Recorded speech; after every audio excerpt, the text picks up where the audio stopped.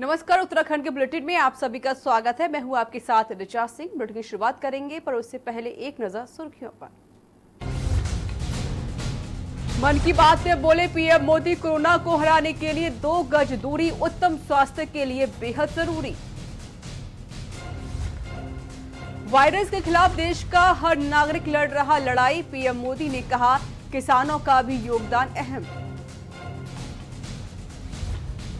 देश में कोरोना का कहर जारी, 24 घंटे में मिले 1990 नए केस, 49 लोगों की हो चुकी है मौत, आंकड़ा पहुंचा 26 के पार।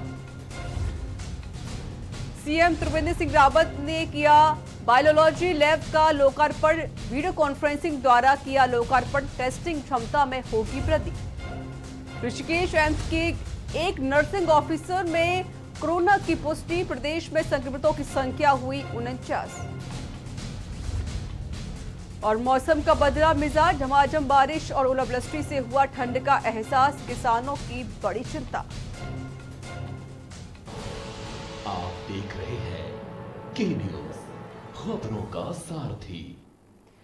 खबरों की शुरुआत करते हैं। प्रधानमंत्री नरेंद्र मोदी आज एक बार फिर रेडियो कार्यक्रम मन की बात में देश को संबोधित किया। पीएम मोदी ने कहा कि ताली, थाली, दिया, मोमबत्ती, इन सारी चीजों ने जिन भावनाओं को जन्म दिया, जिस जज्बे से देशवासियों ने कुछ ना कुछ करने की ठान ली, हर किसी को इन बातों ने प्रेरित किया है। हमारे किसान भाई बहन को ही देखिए, वो इस महामारी के बीच अपने खेतों में दिन रात मेहनत कर रहे हैं और इस बात की भी चिंता कर रहे हैं कि देश में कोई भूखा ना सोए। मन की बात में संबोधित करते हुए पीएम मोदी ने कहा कि चाहे करोड़ों लोगों का गैस सब्सिडी छोड़ना हो, लाखों सीनियर सिटीजन का रेलवे सब्सिडी छोड़ना हो, स्वच्छ भारत अभियान का नेतृत्व लेना हो, टॉयलेट बनाने हो, ऐसी अनगिनत बातें हैं। इन सारी बातों से पता चलता है कि हम सबको एक मन, एक मजबूत धागे में पिरो दिया गया है। एक होकर देश के लिए कुछ करने की प्रेरणा दी है। राशन की व्यवस्था हो, लॉकडाउन का पालन हो, अस्पतालों की व्यवस्था हो, मेडिकल इक्विपमेंट का देश में ही निर्माण हो। आज इस लड़ाई का सिपाही है, लड़ाई का नेतृत्व कर रहा है। मन की बात के 64वें एडिशन में पीएम मोदी, भारत की जनता कोरोना के खिलाफ लड़ाई लड़ रही है। ताली, थाली, दिया और मोमबत्ती से लोगों में भावनाएं जगी। कोई मास्क बना रहा तो कोई सब्जियां दान दे रहा। लोगों का भाव कोरोना के खिलाफ लड़ाई को ताकत दे रहा। कोरोना की जंग में सरकार के सभी विभाग साथ काम कर रहे। पुलिस को लेकर लोगों की सोच में बदलाव आया है। पुलिस जरूरतमंद लोगों को खाना पहुंचा रही है। लोग भावनात्मक तरीके से जुड़ रहे हैं। हमने मानवता के नाते दूसरे जरूरतमंद देशों में दवाई पहुंचाई। बीमारी से बचने के लिए मास्क लगाना होगा।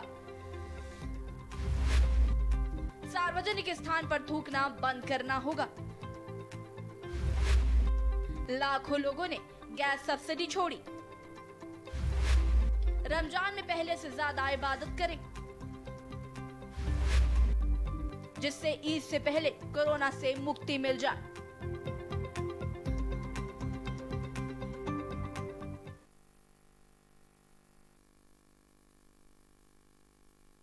उत्तराखंड में एक और कोरोना मरीज की पुष्टि हुई है। ऋषिकेश में कोरोना का एक और मरीज सामने आया है। एम्स हॉस्पिटल में यूरोलॉजी विभाग का बताया जा रहा है कर्मचारी। उत्तराखंड में अब कोरोना मरीज का आंकड़ा 49 पहुंच चुका है। तो बड़ी खबर आपको बता रहे हैं, जहां पर उत्तराखंड में एक और कोरोना मरीज पाया गया है और अब उत्तराखंड में इसका आंकड़ा 49 हो चुका है। तो बड़ी खबर उत्तराखंड से, जहां पर एक और कोरोना मरीज पाया गया है। ऋषिकेश में कोरोना का एक और मरीज सामने आया है। एम्स हॉस्पिटल में यूरोलॉजी विभाग का बताया जा रहा है कर्मचारी। तो वहीं उत्तराखंड में अब कोरोना मरीजों का आंकड़ा 49 पहुंच चुका है।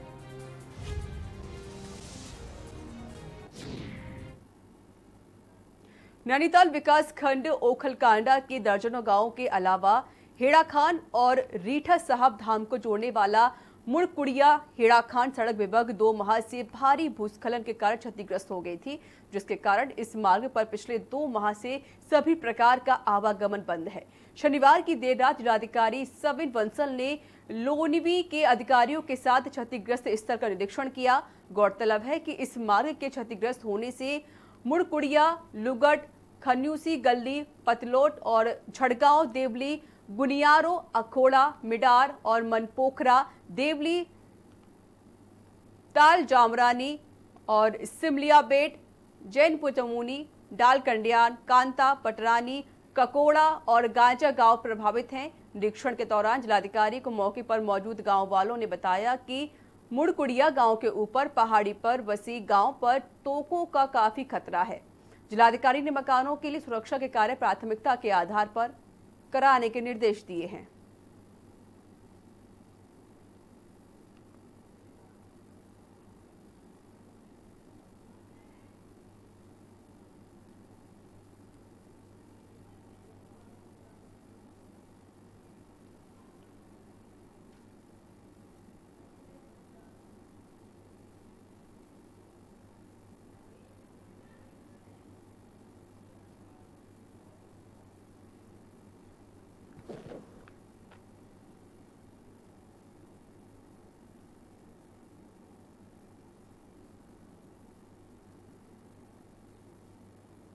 लॉकडाउन के बीच मुस्लिम समाज का पाक रमजान का महीना शुरू हो चुका है, लेकिन इस बार लॉकडाउन की वजह से मुस्लिम इलाकों में रमजान की चमक फीकी दिख रही है। खटीमा में रमजान में हर साल लगने वाले फैनी, खजला, सेमई और डबल रोटी की दुकानों से रौनक गायब है। हर साल रमजान में जहां बरेली से यह सब सामान बाजारों में आता था, वहीं इस बार कुछ ही दुकानदारों ने ही इन सामानों की दुकान सजाई है। रमजान में खजला, फैनी व सेमई की दुकान लगाने वाले दुकानदारों का कहना है कि जैसे तैसे उधार करके इस बार उन्होंने रमजान में दुकानें लगाई हैं, लेकिन कोरोना की वजह से, लॉकडाउन की वजह से दुकानों से ग्राहक गायब हो गए हैं।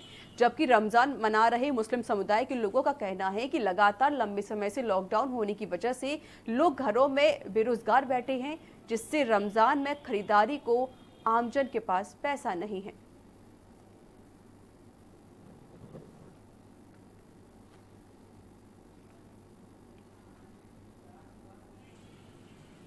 अरे भैया सब उधार सट्टा करके सब सामान लगाया है। खजला, फेनी, ब्रेड, सेवइयाँ मंगाएंगे जैसे तैसे करके सब सामान तैयार है। कोई लेने को लिए आ नहीं रहा, कोई घरों में से निकल रहा, कह रहे पैसे ही नहीं है, कहाँ से खाएं क्या करें।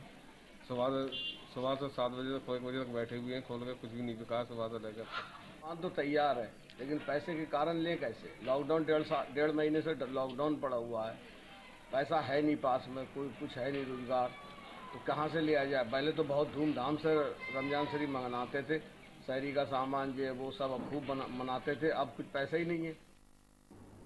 रुद्रपुर में एक युवती ने रिश्ता पक्का होने के चलते पंखे की कुंडी में फंदा डालकर अपनी जीवन लीला समाप्त कर ली। मौके पर पहुंची पुलिस ने शव को पंचनामा भर पोस्टमार्टम के लिए भेज दिया। जानकारी के अनुसार ट्रांजिट कैंप थाना क्षेत्र के डी ब्लॉक में रहने वाली एक युवती को उसके परिजनों द्वारा उसकी शादी के लिए रिश्ता पक्का कर दिया, जिससे युवती नाखुश थी और उसने फांसी लगाकर अपनी जीवन लीला समाप्त कर ली। ट्रांजिट कैंप थाना अध्यक्ष विद्यादत्त जोशी ने बताया कि पुलिस पूछताछ में आत्महत्या का कारण युवती की शादी पक्का होना सामने आ रहा है। आगे की कार्रवाई पोस्टमार्टम रिपोर्ट आने के बाद की जाएगी।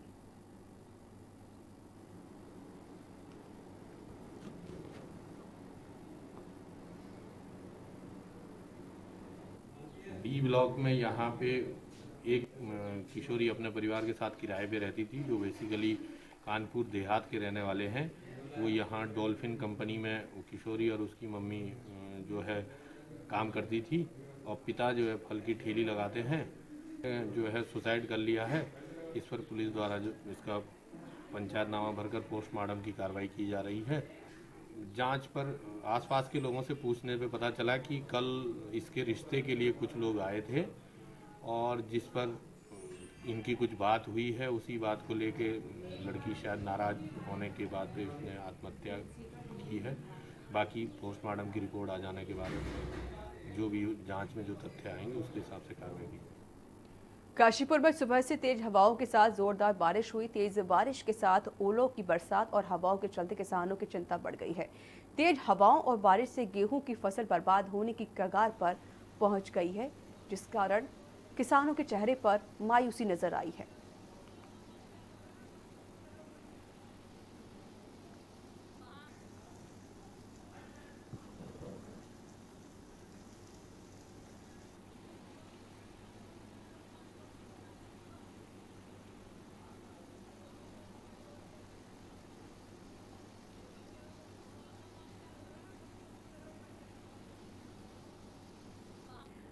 हल्द्वानी जिलाधिकारी सविन बंसल और वरिष्ठ पुलिस अधीक्षक सुनील कुमार मीणा द्वारा शनिवार की देर शाम बनभूलपुरा कर्फ्यू ग्रस्त क्षेत्र का मौका न्यारा निरीक्षण किया गया। उन्होंने बनभूलपुरा में तैनात प्रशासनिक अधिकारियों के साथ समीक्षा की। समीक्षा के उपरांत जिलाधिकारी ने कहा कि सभी सेक्टरों में आवश्यक वस्तुओं और खाद्यान्न की आपूर्ति पूर्ववत बनाई रखी जाए और बैंक एटीएम के माध्यम से लोगों को भुगतान भी किया जाए। साथ ही कहा कि रमजान महीने को दृष्टिगत रखते हुए बनभूलपुरा क्षेत्र में सैनिटाइजेशन और सफाई पर विशेष ध्यान दिया जाए, जिसके साथ ही कुछ अवधि के दौरान केवल हर घर से एक ही व्यक्ति बाहर आए।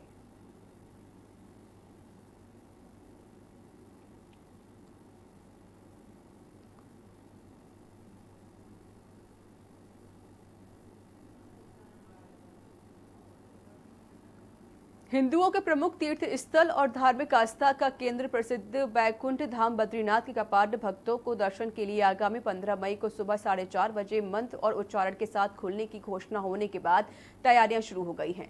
पहले उत्तराखंड चारधाम देवस्थान बोर्ड ने बद्रीनाथ धाम के कपाट 30 अप्रैल को खुलने की घोषणा हुई थी, लेकिन कोरोना वायरस के संक्रमण से देश भर में हुए लॉकडाउन के चलते तिथि में परिवर्तन किया गया। जहां अभी भी बद्रीनाथ धाम की नजदीक बर्फ जमी हुई है, उसे हटाया गया है और हटाने का काम भी चल रहा है। बद्रीनाथ धाम को सजाया जा रहा है। वहीं अधिकारी बीडी सिंह ने मंदिर को सजाने और धाम को खोलने की बात कही है।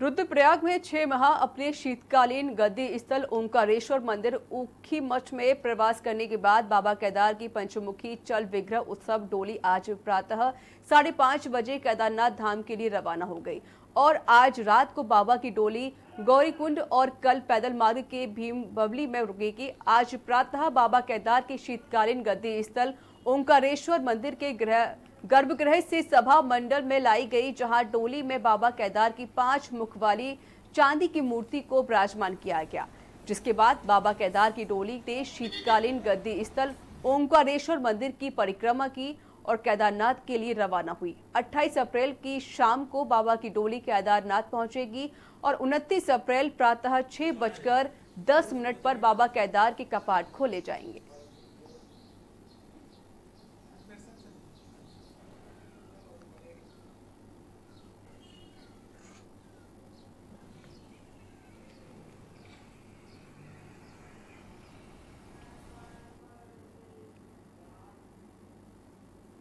जहां एक ओर देश भर कोविड-19 का कहर फैला हुआ है, तो वहीं दूसरी ओर आने वाले अगले वर्ष में कुंभ मेले को लेकर भी अधिकारियों में चिंता बनी हुई है।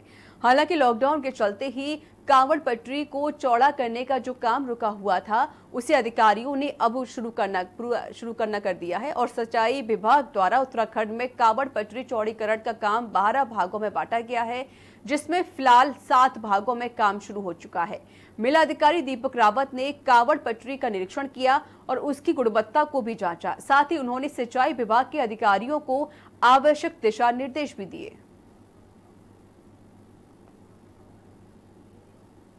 जान रहे हैं कि बहुत दिनों से लॉकडाउन की वजह से कार्य प्रभावित था और काम मौके पर नहीं हो रहे थे। अब ये कांवड़ पटरी का जो बड़ा ही चुनौतीपूर्ण काम है और बहुत ही महत्वपूर्ण काम भी है, ये शुरू हो चुका है। तो आज तो मैं पहले ये देखने आया था कि 12 हिस्सों में इस काम को डिवाइड किया गया, 12 अलग अलग ठेकेदार इस काम को कर रहे हैं, तो सबने काम प्रारंभ कर दिया या नहीं कर दिया। दूसरा मैं ये देख रहा था जो अभी तक काम हुआ है उसकी गुणवत्ता कैसी है, और तीसरा ये भी कि जो काम अभी बचता है उसको सिंचाई विभाग किस तरीके से उसकी प्लानिंग कर रहा है ताकि ये समय रहते हुए पूरे हो सकें। और यह वक्त एक छोटे से ब्रेक का हो चला है। ब्रेक के बाद जल्द हाजिर होंगे।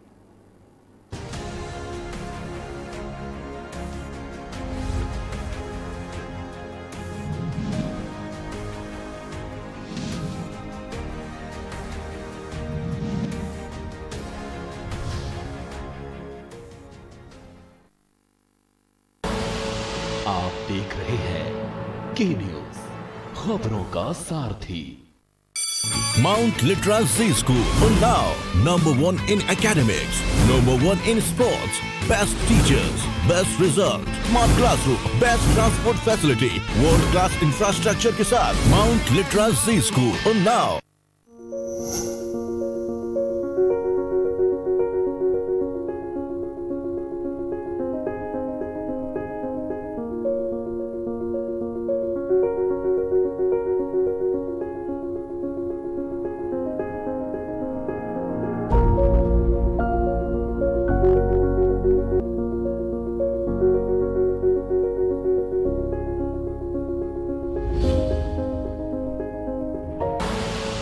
आप देख रहे हैं के न्यूज, खबरों का सारथी।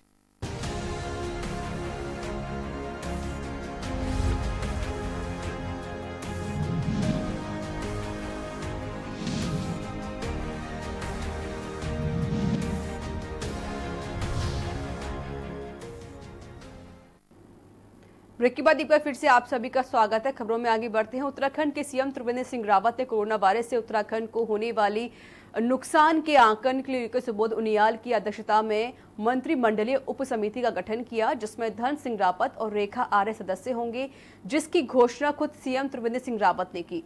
साथ ही प्रदेश में खुद मुख्यमंत्री सभी प्रवासियों से वीडियो कॉन्फ्रेंसिंग के जरिए बात करके रविवार 3 कार्यक्रम आयोजित करेगी। सीएम उद्योग समेत तमाम इलाकों से संबंधित एक्सपर्ट से सीएम वीडियो कॉन्फ्रेंसिंग के जरिए बात करेंगे।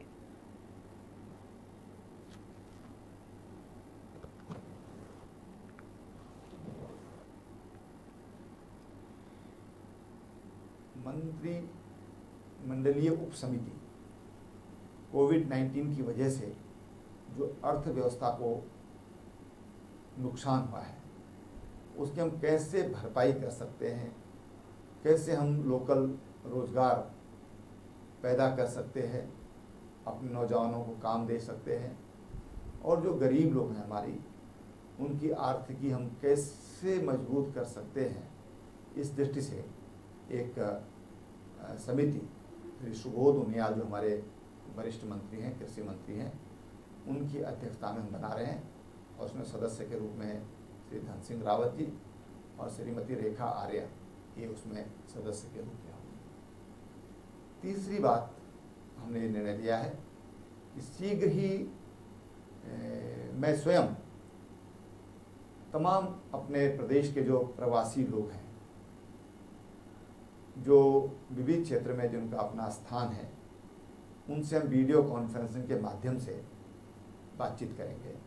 यानी रविवार 3 एक कार्यक्रम हम एक बार फिर उन लोगों से परामर्श करेंगे।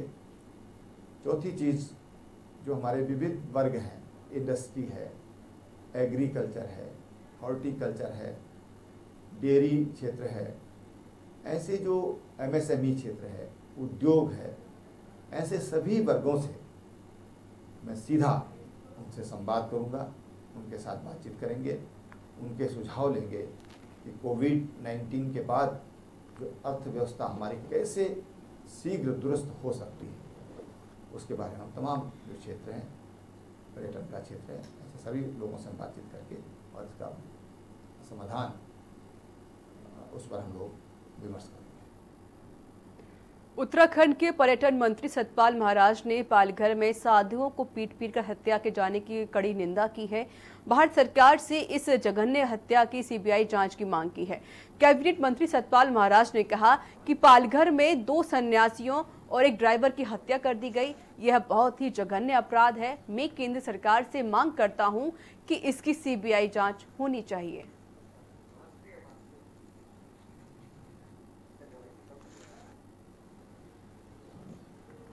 पालघर में 2 सन्यासियों की और उनके ड्राइवर की हत्या की गई, ये बहुत ही जघन्य अपराध है। मैं केंद्र सरकार से सीबीआई की जांच की मांग करता हूं और दोषियों को तत्काल दंडित किया जाए और ये सारे लोग जो इस क्राइम के अंदर, इस जघन्य अपराध में सम्मिलित हैं, उनको तत्काल दंड दिया जाए। पूरे देश में कोरोना महामारी से निपटने के लिए अलग अलग तरह से कोरोना वॉरियर्स के लिए सामाजिक संगठन मदद कर रहे हैं। सीमांत खटीमा में कुछ अलग तरह से पूर्व मुख्यमंत्री हरीश रावत के पुत्र कांग्रेसी नेता वीरेंद्र रावत ने सरकारी अस्पताल में 50 से ज्यादा पर्सनल प्रोटेक्टिव इक्विपमेंट किया मिली हैं और कुछ हमारे पास जो अभी है वो हमें अपने सीएम ऑफिस से मिली हैं और इस तरह से आपने दिया है, इसे बहुत अच्छी बात है। इस तरह से हमारे आगे जो जितने पेशेंट अभी हमारे आने पे लगे हैं उसमें जिस तरह से कमी थी तो वो आपके अंदर से हमें काफ़ी फ़र्क पड़ेगा और स्टाफ की सेफ्टी के लिए अच्छा रहेगा। कोरोना वायरस के संकट के समय में विभिन्न एनजीओ और सामाजिक संस्थाएं लोगों की मदद के लिए सामने आ रही हैं। वहीं प्रदेश सरकार भी लोगों को कच्चा राशन उपलब्ध करवा रही है। लगातार राशन वितरण और भोजन वितरण में सामने आ रही शिकायतों को लेकर एसडीएम ने सभी संस्थाओं के लोगों से नगर निगम में बैठक ली, जिसमें एसडीएम ने सभी सामाजिक संस्थाओं और एनजीओ को भोजन और राशन वितरण के लिए लोगों को चिन्हित करने और लिस्ट बनाकर प्रशासन को दिए जाने की बात कही, जिससे पात्र लोगों को भोजन और राशन मिल सके।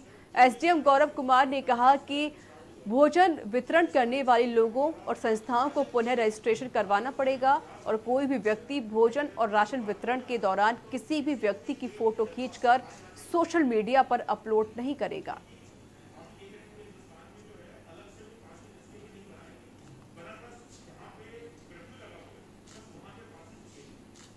आज हमारे शहर काशीपुर में विभिन्न सामाजिक संगठनों द्वारा कुक्ड फूड और ड्राई राशन जो उपलब्ध कराया जा रहा था, उसको रेगुलराइज कराने के संबंध में माननीय डीएम साहब के द्वारा जो आदेश इश्यू हुआ है उसके संबंध में बैठक की गई है। सर्वप्रथम उनको धन्यवाद ज्ञापित किया गया कि उनके द्वारा शहर में जो कार्य किया जा रहा है। इसके अलावा उस आदेश के क्रम में उन लोगों को बताया गया कि अब फिर से उनको अनुमति प्राप्त करनी पड़ेगी, दोबारा से पास लेने पड़ेंगे। पूरे देश में दूसरे चरण का लॉकडाउन लगा हुआ है। लॉकडाउन के चलते ई रिक्शा चालकों पर भी रोक लगा दी गई है।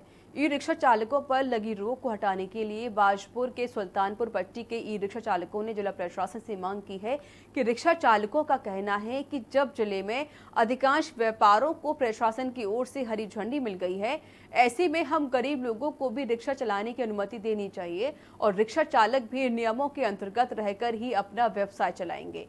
वहीं इन लोगों का यह भी कहना था कि बीते 1 माह से काम नहीं करने से इन लोगों के पास जमा पूंजी अब पूरी तरीके से खत्म हो चुकी है। ऐसे में इन लोगों के परिवार के सामने अब संकट खड़ा हो गया है।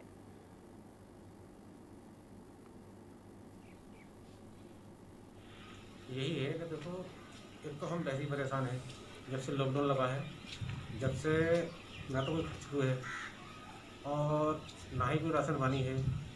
हम खर्च चलाएं तो कैसे चलाएं, ना ही हमारे पास कोई ज़मीन है। अपने बच्चों की पूर्ति हम किस तरीके से करें, और हमारी गुजारिश ये है कि हमें चलाने का आदेश दिया जाए और बैंकों की किस्तें जो हैं वो भी भरनी है, लेकिन अब हम नहीं दे पा रहे हैं। जब नहीं चल रहा है तो घर में लॉकडाउन हुआ है, घर में रिक्शा हमारे घर में खड़ी। तो इसी के साथ उत्तराखंड के बुलेटिन में इतना ही। नमस्कार।